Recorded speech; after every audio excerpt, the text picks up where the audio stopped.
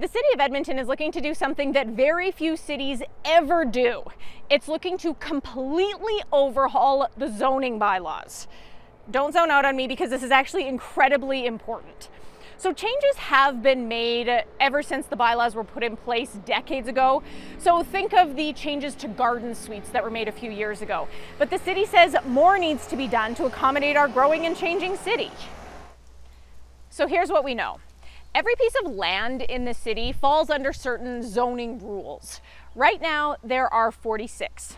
The city is looking to cut that down to 24. How? Well, let's take a lot like this, for example. It would be zoned as a single detached residential.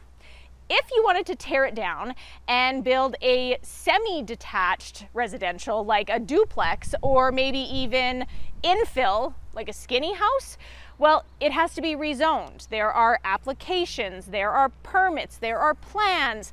It's a long process and sometimes the language can be pretty complicated. So this zoning bylaw overhaul would simplify things. All of those residential areas, for example, would all be zoned the same. As you can imagine, there has been a lot of feedback, both for and against, ever since the city started working on this 5 years ago. And it's all leading up to a big public meeting on October 16th. So how does it impact you? Well, we're going to keep our eye on things and see how things develop and how it could impact your family, your business, and of course, your community.